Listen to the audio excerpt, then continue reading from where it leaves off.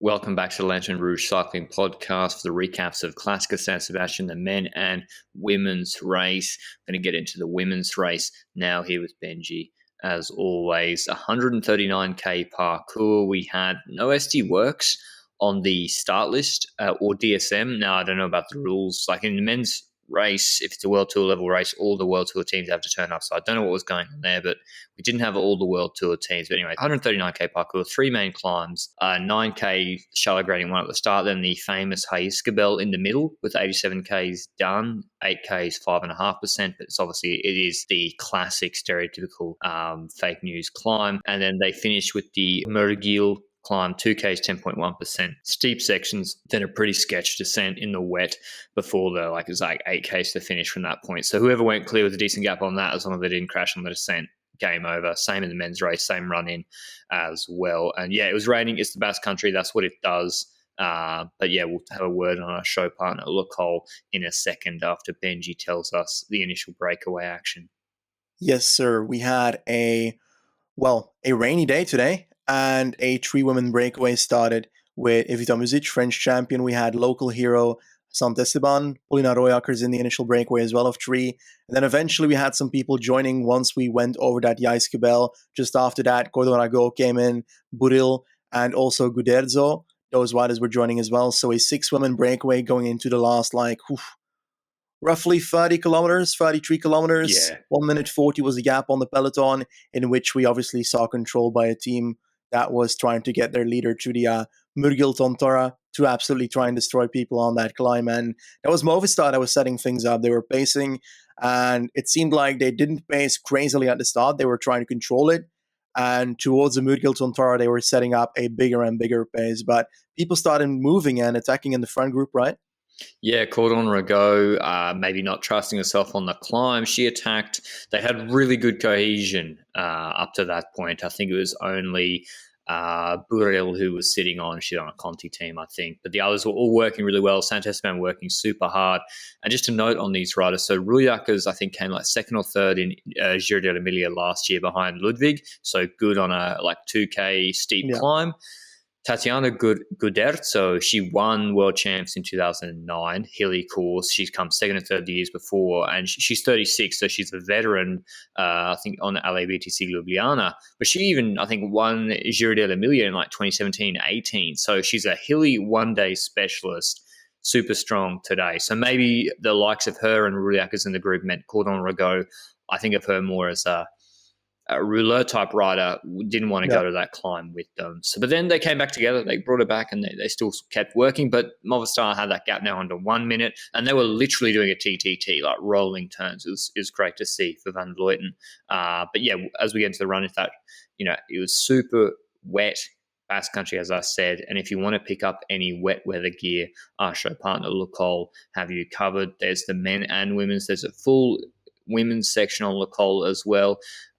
There's women's pro rain jacket, as well as obviously the men's edition. There's rain jackets, pro wind jackets, etc. And there's obviously, of course, there's a women's pro aqua zero long sleeve jersey, which is really good for sort of wet Basque style conditions. So it's www.lacole.cc if you want to check that out. But going to the base of the climb, Benji, it was weird. Where did Cordon Rago attack for the second time? Had they already been climbing for a little bit there? Because she seemed to hit this it became a false flat section where she attacked. Yeah, it wasn't on the steep section of the climb, for example. It was on a false flexion on the initial portion of the climb. It's not a long climb. You said it, 2 kilometers, 10.1 average, but it's very not steady. It goes up and down and up and down and up and down, but the steepness of certain portions makes it so steep on average. She went very early on the climb, and she did so, I guess, for the reason you said it. Perhaps on the steep sections, she thought, well, perhaps other people will be able to counter me easily compared to the sections that I'm currently on. So that's at least the logic I see in that move. But we need to keep in mind that this gap to the group behind was getting closer as well. That Movistar team was on 40 seconds out the front of the race when that group was still together, and Cordon Rago went for that move, made a bit of a gap, and she started riding a good 20 seconds ahead of the chasing group of the rest that was relatively working together. But you know that on the steeper sections of the Tontora, it's going to be a a 1v1v1 in that group as well to get over those steep sections and then see how many people do we have left. So it wasn't like that group effect was going to be major on the Muriel Tontora. But she had a bit of a gap, 20 seconds on that chasing group, and roughly 30 seconds from that chasing group to the group behind where Sarah Martin was taking over for Movistar, and she had a hell of a pull for Van Vleuten. It was crazy. It's like I thought Movistar's team was actually kind of cooked. I got a strong team, Jelena Eric, etc. They've been working so hard on the flat, but yeah, she absolutely ripped the base of this climb. Especially when it was the similar section where Cordon Rigaud attacked. They're going well over 30 k's an hour, I think, on that section. Draft is still really important. And yeah, Sarah Martin, huge job. 22 years old, really young. I think it's her first year at World Tour level. And yeah, outstanding for Movistar. Movistar team, the women's team, I think they're Sebastian Unzue is the guy that maybe is the manager there. The teamwork on Movistar women's team and is usually outstanding. From what even when they're running Norsgaard Van Vleuten, it's usually really, really good. But yeah, she led Van Vleuten out. We had the breakaway. So Cordon Rigaud attack from the break. We had the 5 riders from that break. These roads are narrow. They're literally like 5 wide, blocking this road. Van Vleuten then attacks, and she has to wait for like a little bit to actually get around them and not go into the grass verge. Gets past around Rouillac, I think, on the right-hand side, and then does her sort of, typical Van Vleuten thrashing about style attack out of the saddle, gaps everyone. I think it was Ruth Winder, Benji started a petition to have her not retire at the end of this year. Was it her for Trek? I couldn't tell because she had she had a rain jacket on. Was it actually her following? Yeah, it was her following. She had that rain jacket on, so it was difficult. And I had that with a few riders where I was like, okay, who is that person? It could be this person or this person, Yeah. But I think I was pretty sure that it would be Ruth Winder because she also fits perfectly on the sparkle in any situation that this race goes towards. But she was able to follow Van Vleuten for a bit onto it wasn't even a steep section where Van Vleuten got loose from everybody, Like, I was kind of surprised seeing it happen. She bridged up from that group with Ruth Winder to the front to Connor Rago and went past her on a false flat section. And that was the most surprising part to me because obviously you'd expect on the steep sections that she hammers it and she's gone. But to see her just be able to drop people on the not so steep section like that is just hella impressive. She went past Connor Rago and she was off to the top of Muriel Tontora. And she didn't wait until like the 500 meters before the top to make that move. She did it 1.2K from the top. So it's still a significant move, but she had to do it. Otherwise, she might not have been able to catch, the rider up front if she waited till the last 100 meters. But in all honesty, from that point onwards, it was the Van Vleuten show. It was over. Yeah, it was over.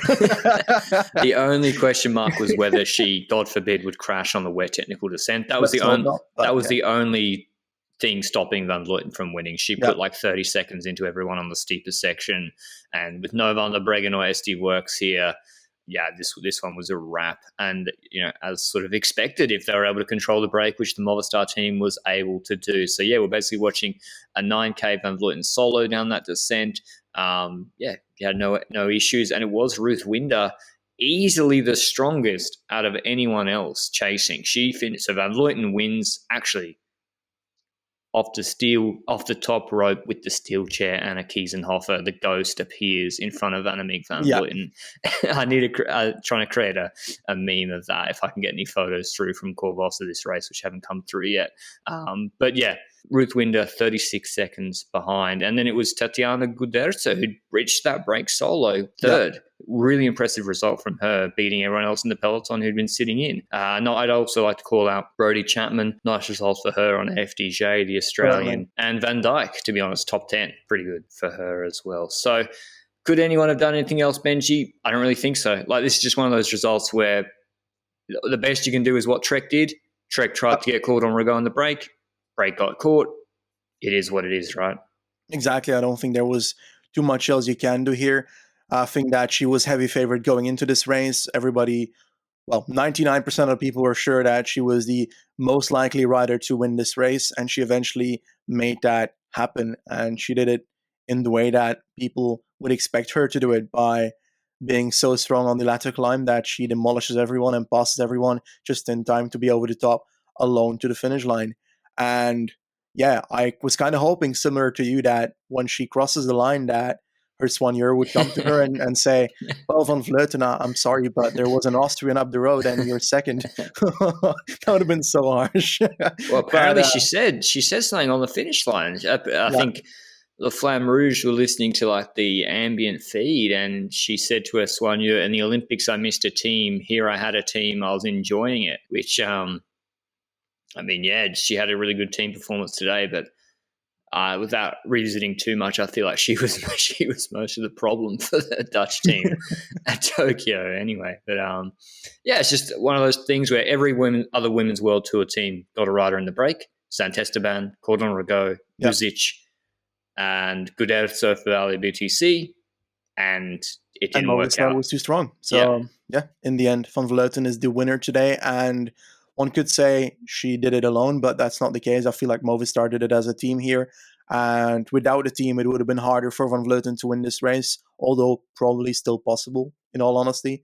But I enjoyed the race. It's fun to see. Like, I enjoy seeing any women's race right now because they're so limited, and we've got so many coming in the next 2 months, and I'm so hyped about it. So seeing this was like the start of the women's cycling season again for 2 months, because while the Olympics happened, it was after a moment of having no World Tour women's races. We had the Giro Dawn, for example, but that was during the Tour de France, so there's barely any attention going to that. Obviously, the coming races are during the Vuelta, so it's not much better, but I just enjoy it. So it's fun to see it back. I think the next race, I might be wrong. Definitely Ladies Tour Norway? Ladies Tour of Norway. That's right. Yeah, early August. That's got an absolutely stacked start list with Jumbos and with Voss and co.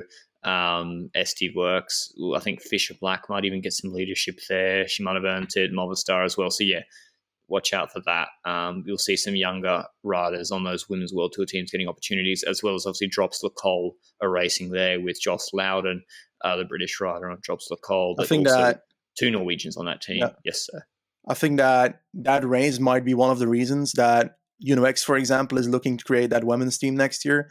Because if a race like that is in Women's World Tour, a Norwegian race, then it's obviously more intriguing for a team to be created in that area. And I think they announced one of their riders, Hannah Ludwig, so it's looking cool. So definitely follow up that creation of the team in the coming months, because that will be a fun journey to observe.